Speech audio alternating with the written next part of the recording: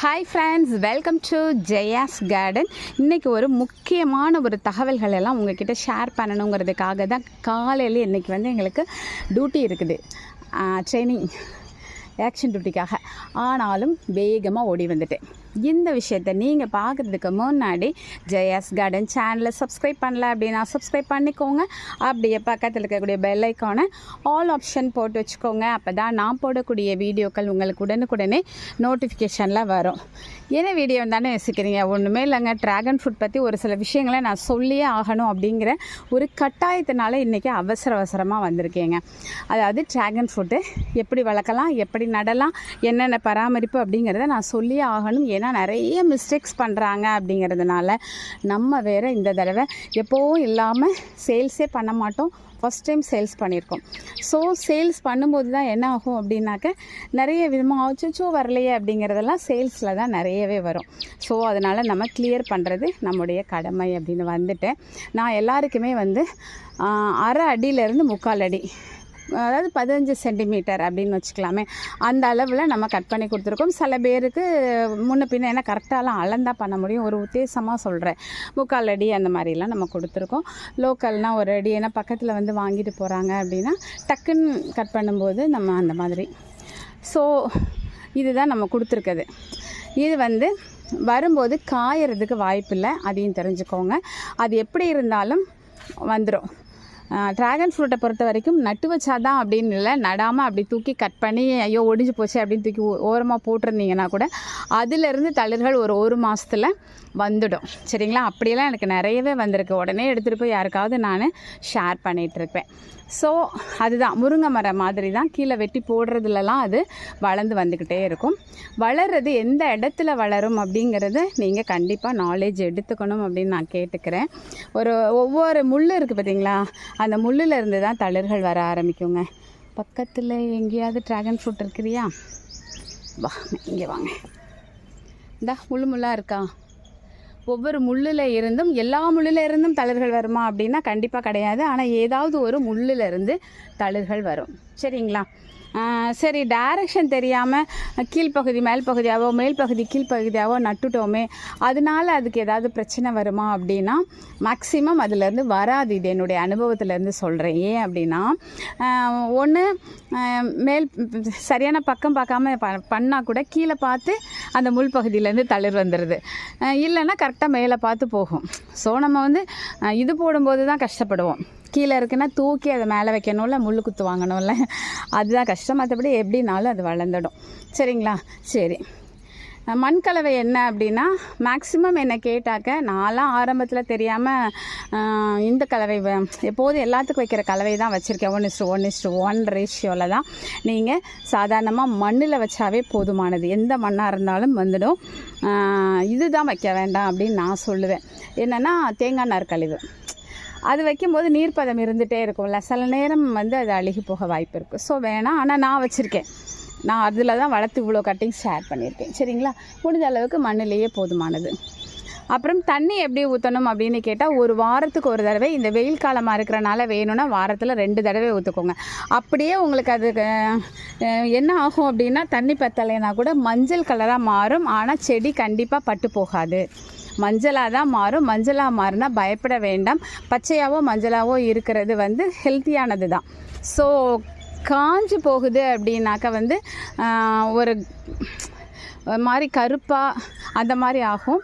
சரிங்களா? அதை பார்த்துக்கோங்க. நடும்போது எவ்வளோ பெருசு நடணும், இது என்னுடைய அனுபவத்திலேருந்து தான் சொல்கிறேன். இப்போ 1 இன்ச் அப்படிங்கிறது தெரியும்ல, இந்த விரலுடைய இந்த ஒரு கோடு இருக்குது பார்த்தீங்களா, இதுதான் 1 இன்ச். சரிங்களா? இந்த 1 இன்ச் அளவுக்கு கீழே மண்ணுக்கு கீழே போனால் போதும். நம்ம இந்த மற்ற குச்சியெல்லாம் இப்போ முருங்கையெல்லாம் பார்த்திங்கன்னா 1 அடிக்கு உள்ளே தள்ளிடுவோம் இல்லையா, அந்த மாதிரிலாம் வைக்க வேண்டாம். ஏன்னா தண்ணி அதிகமாக நம்ம ஊற்றிச்சே இருக்கும்போது, அது வாரத்துக்கு 1 நாள் அப்படின்னா கூட தண்ணி அதில் பட அந்த பகுதி சில நேரங்களில் அழுகி போகும். சரிங்களா? அதனால் ஏன்னா நமக்கு அது அனுபவம் இல்லாமல் தண்ணி நம்ம 1 நாள் ஊற்ற சொன்னாங்கல்ல, அப்போ நல்லா கொலன்னு ஊற்றிடலாம் அப்படின்னு நினைப்பீங்க. லைட்டாக ஈரம் பட்டால் போதும். அவ்வளோ பெருசு உள்ளே நட்டு வைக்காதீங்க.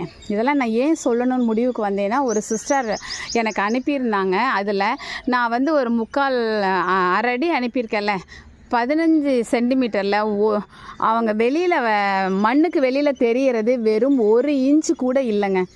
நான் கொடுத்ததை முழுக்க மண்ணுக்குள்ளே புதைச்சிட்டாங்க.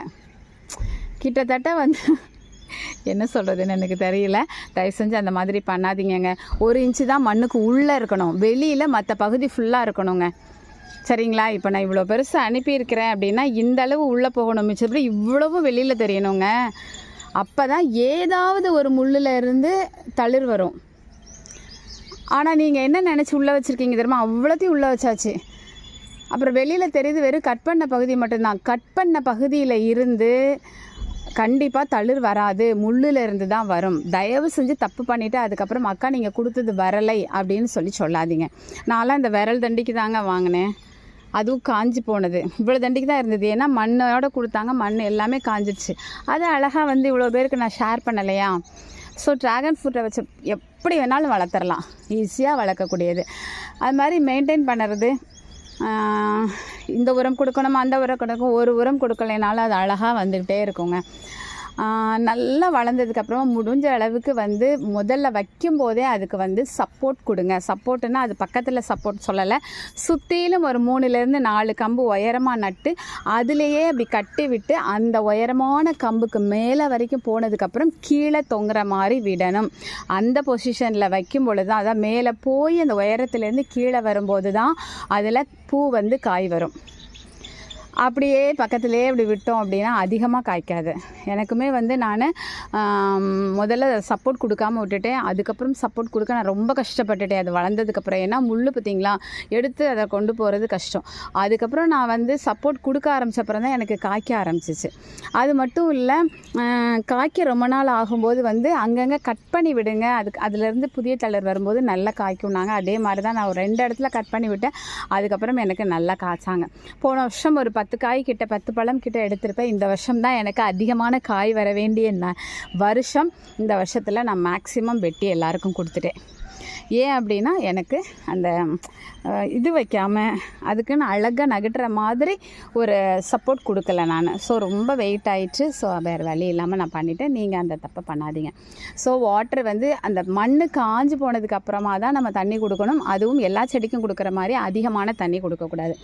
உரம் வந்து எல்லாத்துக்கும் நீங்கள் உரம் கொடுக்குற மாதிரி கொடுக்கும்போது அதுக்கும் கொடுத்துக்கோங்க. ஆனால் அது கொடுத்தா தான் வளரும், இப்படி பண்ணணும் அப்படிலாம் எதுவுமே கிடையாதுங்க. தண்ணி மட்டும் அதிகமாக ஊற்றாமல் இருங்க, அதுக்கு சப்போர்ட் கொடுத்து அதுக்கு ஒரு பந்தல் போட்டு மேலேருந்து கீழே வர வைங்க. இந்த 2ல் அது சூப்பராக வந்துடும். ரொம்ப ரொம்ப முக்கியமானது 1 இன்ச்சு தான் உள்ளே போகணும் மண்ணுக்குள்ளே, மற்ற பகுதியெல்லாம் வெளியில் இருக்கணும். யாராவது என்கிட்ட வாங்கினவங்க ஃபுல்லாக உள்ளே அந்த சிஸ்டர் மாதிரி நட்டு வச்சுருந்தீங்கன்னா தயவு செஞ்சு எடுத்து வெளியில் அதிகமான பகுதி தெரிகிற மாதிரி, ஐயோ ஆடுதே எப்படி வேர் பிடிக்கும்னு நினைக்காதீங்க.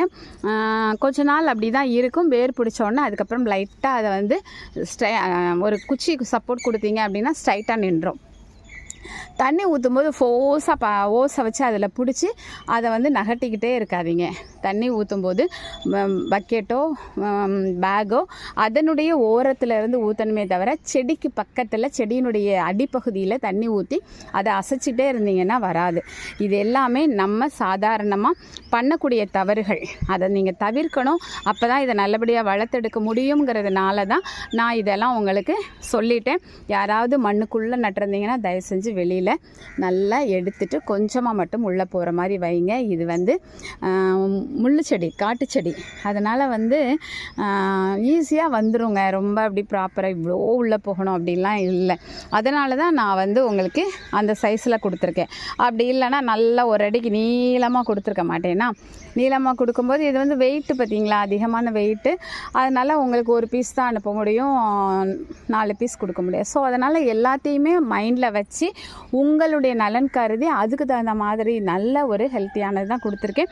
இந்த டிப்ஸ் எல்லாம் ஃபாலோ பண்ணிங்க அப்படின்னா நீங்கள் எல்லாருமே வளர்த்தெடுத்து எல்லாருக்குமே ஷேர் பண்ணலாம். சரிங்களா? ஓகே, இந்த டிப்ஸ் எல்லாமே உங்களுக்கு பிரயோஜனமாக இருந்திருக்கும். இதே மாதிரி வேறு யாருக்காவது உங்களோட ஃப்ரெண்ட்ஸ் அண்ட் ரிலேட்டிவ்க்கு ஷேர் பண்ணுங்கள் தேவைப்பட்டா. ஓகேங்களா? பாய்மா. Happy gardening. Take care. Bye. See you, ma.